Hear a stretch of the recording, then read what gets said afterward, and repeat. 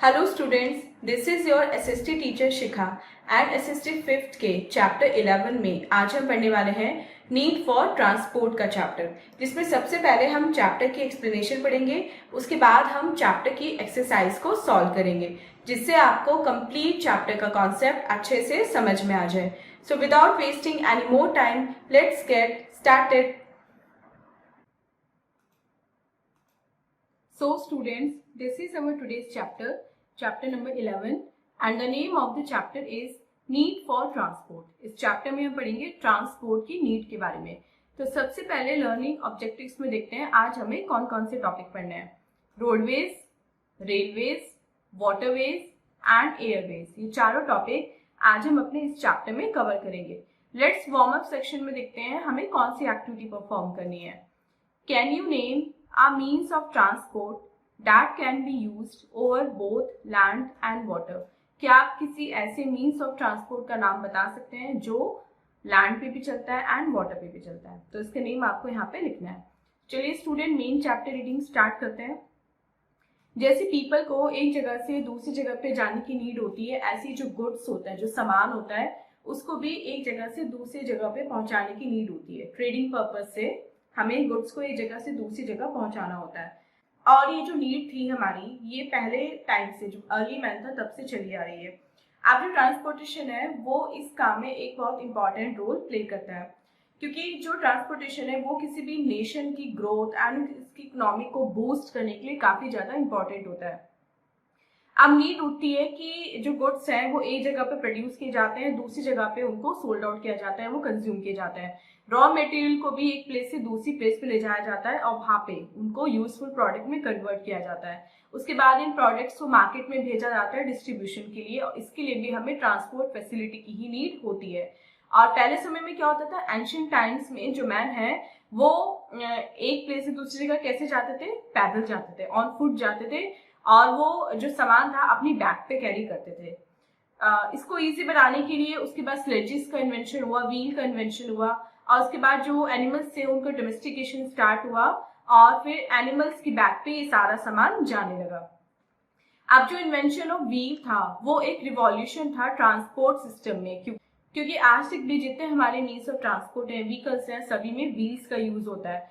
और लेकिन हाँ, ये बात है कि पहले समय में जो व्हील्स है और आज के समय में जो व्हील्स है उनमें बहुत मॉडिफिकेशन हुआ है, लेकिन जो आइडिया था वो एंशिएंट टाइम से ही चला आ रहा है। उसके बाद हमारा स्टीम इंजन बना। स्टीम इंजन किसने बनाया था? इंग्लैंड के जेम्स वॉट ने। पहले उसमें कोल का यूज होता था, उसके बाद फिर उसमें इलेक्ट्रिसिटी का यूज होने लगा, और जो ट्रेन्स हैं वो इलेक्ट्रिकल ट्रेन्स हो गई हैं। अब हमारे पास मॉडर्न टाइम्स में बहुत फास्ट मीन्स ऑफ ट्रांसपोर्ट है, और जो ट्रेन्स हैं और भी जो दूसरे मीन्स हैं वो बहुत ज्यादा फास्ट हैं, और बहुत कम समय में वो वर्ल्ड के किसी भी रीजन में हमें पहुंचा देते हैं। तो सबसे पहले बात करते हैं रोडवेज के बारे में। रोडवेज क्या होता है? रोड्स हमारी जो ट्रांसपोर्टेशन एक प्रणाली है या सिस्टमेटिक वे है, उसमें एक बहुत इंपॉर्टेंट रोल प्ले करती है। कौन? रोडवेज। जो रोड का थ्रू वेज होता है उसको बोलते हैं रोडवेज। पहले जो रोड थी वो कम चौड़ी, रफ या फिर मड और स्टोन की बनी होती थी। धीरे धीरे इनको चेंज किया गया broad, smooth and concrete road से, जिसपे हैवी व्हीकल्स मूव कर सके। इंडिया में जो ग्रैंड ट्रंक रोड है वो शेर शाह सूरी ने बनाई थी 16th सेंचुरी में। ये इंडिया के कोलकाता से पाकिस्तान की पेशावर तक है, इतनी बड़ी ये रोड है। और उस समय में ये ट्रेड रूट था, one of the main important trade route था। और जो रोड्स हैं जो एक सिटी को दूसरी सिटी में जोड़ती हैं उनको बोलते हैं नेशनल हाईवेज एंड एक्सप्रेसवेज। ये ब्रॉड पेव्ड रोड होती हैं जिनमें सेवरल लेन होती है मूव करने के लिए। एग्जिट लेन भी प्रोवाइड की जाती है, इसलिए रोड्स को बोलते हैं फ्रीवेज। अब इंडिया अपनी neighbouring country Nepal, China, Bangladesh, Pakistan, Bhutan and Myanmar से रोड के थ्रू भी कनेक्टेड है। मतलब हम चाहें तो इन कंट्रीज में बाय रोड भी जा सकते हैं। और जो रोड एक कंट्री को दूसरी कंट्री से जोड़ती है उसको बोलते हैं हम इंटरनेशनल हाईवे। और ऐसे कुछ इंटरनेशनल हाईवे और एक्सप्रेसवे हैं हमारे वर्ल्ड में जो फेमस हैं। पैन अमेरिकन हाईवे जो नॉर्थ अमेरिका के अलास्का को साउथ अमेरिका के चिली से जोड़ता है।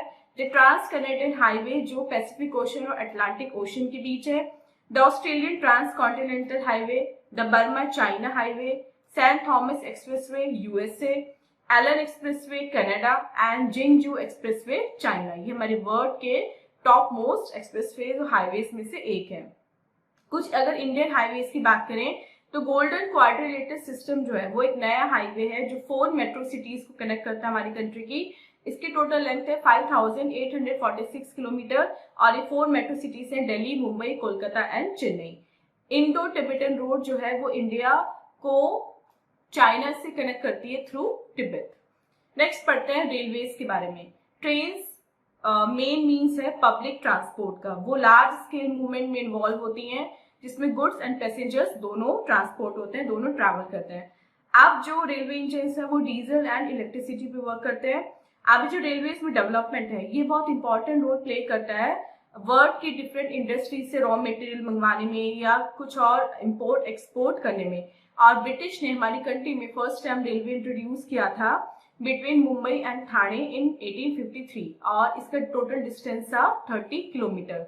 इंडिया का आज के समय में बहुत बड़ा रेलवे नेटवर्क है पूरे वर्ल्ड में। In Europe and Japan major cities जो हैं वो हाई स्पीड पैसेंजर ट्रेन के थ्रू कनेक्टेड हैं। जो फ्रेंच टीजीवी है and the Japanese Shinkansen train है उनको हम बुलेट ट्रेन के नाम से जानते हैं। एंड जो रेलवे ट्रैक है इन कंट्रीज में वो यूनाइटेड स्टेट्स और कनाडा में बहुत ज्यादा डेंस है, मतलब बहुत ज्यादा फैला हुआ है। और रशिया का जो रेलवे नेटवर्क है वो one of the biggest railway network है पूरे वर्ल्ड में। ट्रांस साइबेरियन रेलवे जो रशिया का है वो सबसे बड़ा है एंड सबसे इंपॉर्टेंट नेटवर्क है पूरी एशिया में। ये मेनली डबल ट्रैक नेटवर्क है जो सेंट पीटर्सबर्ग से वेस्ट से व्लादिवोस्टोक जो ईस्ट में पड़ता है उससे कनेक्टेड है। ये लॉन्गेस्ट रेलवे भी है वर्ल्ड का जिसकी टोटल लेंथ जो कवर होती है वो होती है 9529 किलोमीटर्स। मेट्रो लेटेस्ट जो हमारा अब रेलवे सिस्टम है अंडरग्राउंड रेलवे सिस्टम जिसको हम जानते हैं वो है metro. London, New York, Tokyo, Moscow etcetera सब में मेट्रो सिस्टम है। इंडिया में कोलकाता, चेन्नई, मुंबई, दिल्ली, बेंगलुरु एंड जयपुर कुछ और सिटीज हैं जिनमें मेट्रो बन चुकी है। एंड अभी रिसेंटली यूपी के भी बहुत सारे शहरों में और दूसरी जगह भी मेट्रो पे काम चल रहा है एंड बहुत जल्दी वो इंट्रोड्यूस हो जाएंगी। Next is waterways. वाटरवेज बहुत पुराना तरीका है लॉन्ग डिस्टेंस ट्रांसपोर्ट के लिए। पहले इसको अर्ली मैन यूज करते थे, किस लिए? क्योंकि उनके पास व्हीकल तो थे नहीं, तो वो कभी कभी जब बाय रिवर ट्रैवल करते थे तो वो क्या करते थे, बोट उन्हें बनाना नहीं आता था, वो जो वुडन लॉक्स होते हैं उन पे ट्रैवल करते थे। आज हमारे पास बिग एंड कंफर्टेबल शिप्स हैं जो स्टीम और डीजल पे चलते हैं। लेकिन ये जो वाटरवेज है वो हमारी लाइफ में बहुत इंपॉर्टेंट रोल प्ले करता है। क्यों? क्योंकि वो हैवी और बल्कि जो गुड्स होते हैं उनको लॉन्ग डिस्टेंस पे ले जाते हैं एंड ये चीपेस्ट मोड भी है ट्रांसपोर्ट का। इसमें हम फूड ग्रेन्स भी एक कॉन्टिनेंट से दूसरे कॉन्टिनेंट तक इंपोर्ट एंड एक्सपोर्ट करते हैं और इस वजह से जो हमारा एग्रीकल्चर रॉ मटेरियल है उसका ट्रेड भी काफी हद तक बढ़ चुका है। टैंकर्स से हम पेट्रोलियम भेज सकते हैं और नेचुरल गैस भेज सकते हैं। इनफैक्ट कोई भी मीन्स ऑफ ट्रांसपोर्ट ऐसा नहीं है जो वाटरवेज से सस्ता हो। वाटरवेज सबसे सस्ता मीन्स ऑफ ट्रांसपोर्ट है और क्योंकि इसमें कोई रोड बनाने की नीड नहीं होती, कोई ब्रिज बनाने की नीड नहीं होती और ना ही इसको कुछ मेंटेनेंस कॉस्ट आती है। तो वाटरवेज जो है वो big river, canals, lakes and lagoons में ऑपरेट होता है।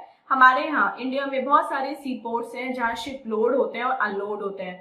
कुछ है मुंबई, कांडला, मैंगलोर, मार्मागांव, कोची, टूटिकोरिन, चेन्नई, विशाखापत्तनम एंड कोलकाता। ये जो पोर्ट्स हैं वो डे एंड नाइट सर्व करते हैं, लोडिंग एंड अनलोडिंग यहाँ पे गुड्स की होती है। स्विज कैनाल जो है वो 1869 में ऑपरेशनल हुई थी। ये मेडिटेरियन सी को रेड सी से जोड़ती है। आप स्विज कैनाल की वजह से मुंबई एंड लंदन का जो डिस्टेंस है वो 9700 किलोमीटर कम हो गया है। इसकी वजह से मुंबई एंड लंदन का जो ट्रैवल टाइम है वो केवल 2 हफ्तों का रह गया। मतलब अगर आप सी के थ्रू जाते हैं तो आप मुंबई से लंदन केवल 2 हफ्तों में पहुंच सकते हैं। प्रीवियसली कम से कम 6 महीने लगते थे मुंबई से लंदन जाने में। पैनामा कैनाल जो 1914 में ओपन हुई थी वो अटलांटिक ओशन को पैसिफिक ओशन से जोड़ती है। ये 80 किलोमीटर लॉन्ग है। ये 160 कंट्रीज को जोड़ती है और 1700 पोर्ट्स को जोड़ती है। ये एक टोल कैनाल है, मतलब यहाँ पे आपको टोल देना पड़ता है। तो टाइप्स ऑफ शिप्स होते हैं, कौन कौन से होते हैं? ओशन लाइनर्स जो पैसेंजर्स एंड मेल को कैरी करते हैं। लग्जरी शिप्स और क्रूज लाइनर लग्जरियस शिप्स होते हैं जो सी में क्रूज फैसिलिटी देते हैं। ये बेसिकली फन ट्रिप या एंजॉयमेंट के लिए यूज किए जाते हैं। कार्गो शिप्स गुड्स जैसे कॉटन, जूट, वूल, टबैको कैरी करते हैं। बिग एंड स्पेशल शिप्स जो बनाए जाते हैं और मिनरल ऑयल इनमें जाता है उनको हम टैंकर्स के नाम से जानते हैं। पेरिशेबल गुड जैसे meat, fish and fresh vegetables को रेफ्रिजरेटेड शिप्स के थ्रू भेजा जाता है। एंड स्मॉल कार्गो शिप्स जो होते हैं वो उनका कोई फिक्स या डेफिनेट रूट नहीं होता, उनको हम ट्राम्स के नाम से जानते हैं। अब बहुत सारे रिवर्स एंड कैनाल्स का इनलैंड वाटरवे है, जैसे गंगा ब्रह्मपुत्र रिवर जो है इंडिया में, Yangtze Kiang Hwang Ho in China, Rhine and Danube in Europe, Nile and Congo in Africa and the Amazon in South America. ये बिजी वाटरवेज है। और नॉर्थ अमेरिका में जो ग्रेट लेक है वो भी वाटरवे के लिए अच्छी मानी जाती है। Next is airways. Airways fastest means of transport है। American brothers Wilbur Wright and Orville Wright ने सबसे पहले एरोप्लेन को डेवलप किया था और फर्स्ट रेगुलर सर्विस जो स्टार्ट हुई थी लंदन और पेरिस के बीच में वो स्टार्ट हुई थी 1919 में। और उससे पहले जो कंट्रीज थी जहाँ पे एयरलाइन शुरू हुई थी वो थी ब्रिटेन, फ्रांस एंड यूएसए, जहाँ पे फर्स्ट प्लेन्स डेवलप किए गए थे। अब वर्ल्ड की सभी कंट्रीज को कनेक्ट करता है हमारा जो है एयरवे, जैसे New York, Paris, London, Moscow, Tokyo, इन सब में well established and dense network है एयर सर्विस का। और मोस्ट ऑफ द कंट्रीज जो है वर्ल्ड की उनका अपना नेशनल एंड इंटरनेशनल एयरलाइंस है। हमारी कंट्रीज में भी बहुत सारी एयरलाइंस हैं, जैसे एयर इंडिया जिसको जिसके ओनर टाटा है, was a public sector airline until recently. अब तक टाटा के अंडर आता था वो, that serves within the country and neighbouring country, जो कंट्री एंड पड़ोसी कंट्रीज से जाता है। और इसके अलावा इंडिया में 100 से ज्यादा एयरपोर्ट है। मेजर एयरपोर्ट है मुंबई, न्यू दिल्ली, कोलकाता, चेन्नई, बेंगलुरु, हैदराबाद, अमृतसर एंड तिरुवनंतपुरम में। और ये जो डेवलपमेंट है ट्रांसपोर्ट में, ये हमारा गिफ्ट है मॉडर्न साइंस एंड टेक्नोलॉजी का, और इनको यूज करके हम अपनी इकोनॉमी को काफी बूस्ट कर सकते हैं। So student, this was a chapter. आप चलते हैं अपने लेट्स डू इट यानी कि एक्सरसाइज सेक्शन की तरफ और देखते हैं एक्सरसाइज सेक्शन में आज हमें कौन कौन से क्वेश्चंस मिले हैं। A is pick the correct option. First, the Grand Trunk Road was built by Sher Shah Suri. Second, roads connecting one country to another are called international highways. Third, the first railway in our country running between Bombay and Thane was introduced in 1853. B देखते हैं, fill in the blanks with correct words. The French TGV and the Japanese Shinkansen trains are called bullet trains. Second, the Trans-Siberian Railway is the most important railway network in Asia. और word भी हम लिख सकते हैं इसको। Third, roads connecting cities within the country are known as highways or national highways. Fourth, the steam engine was designed by James Watt in England. C देखते हैं, write true or false for each statement. First question, railway engines run on diesel and electricity? No. Yes, this is true. Second, ports are used for loading and unloading the goods. True. Third, Bhutan and Myanmar are our neighboring countries. True. And fourth, airways are the cheapest means of transport. False.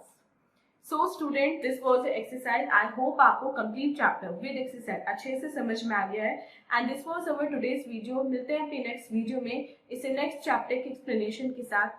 Till then, आप अपना बहुत बहुत ध्यान रखिएगा and bye bye.